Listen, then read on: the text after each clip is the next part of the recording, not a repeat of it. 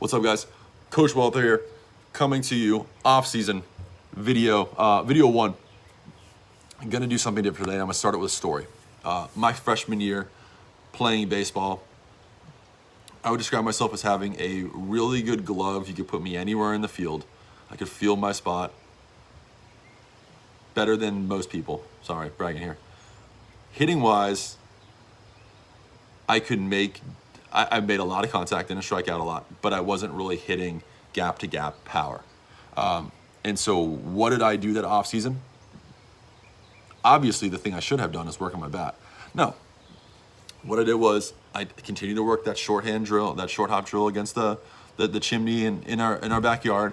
I continued to hit the tennis racket fly balls and really improve my glove and do little to improve my bat.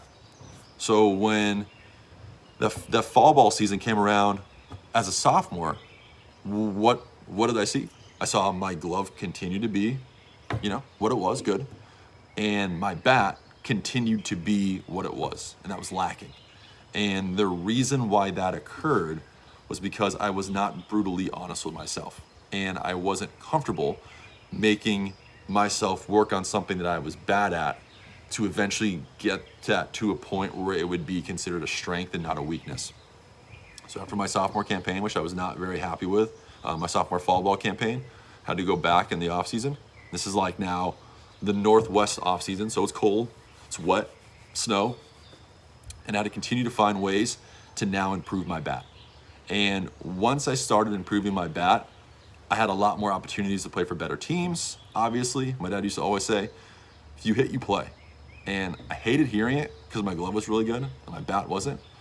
But he's right. If you hit, you play. If you can hit well, we find a spot for you.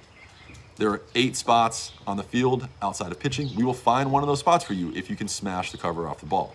So what I'm asking you guys to do today is not go outside, to not hit fly balls to yourself, to not work on your pitching move. I'm going to ask you to very critically look at your performance as a baseball player, your abilities. What are your strengths? Let's give yourself credit for the things you're doing well, but more importantly, what are your weaknesses? And once you have those written down, I then want action plans as to how to improve your weaknesses and make those things strengths. Now, if you need help with this, this is where you would want to get in contact with a coach. You can reach out to me. You have my email address. You can reach out to Coach Merkley. You have his email address. I will be really blunt with you and tell you, hey, we need to be able to hit more. We need to be able to eliminate Ks from our game.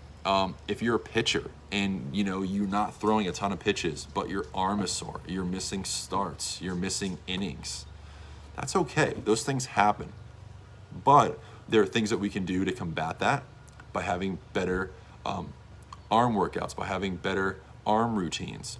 So those are things that we're going to want to use for development. So today's video, your goal is to create a strengths and weaknesses and formulate an action plan for your weaknesses. All right, guys, video coming back tomorrow. I'm going to say a few words tomorrow about some of our seniors and do some trivia based around the Lusher baseball team. So all the trivia from this point forward will all be based off of Lusher stats. And then I thought what should be cool too is to start looking at like a Lusher all-time team, statistically based off of like offensive and defensive and pitching records. What would our all-time team look like? So I will start that tomorrow. Hope you guys have a great Tuesday. See ya.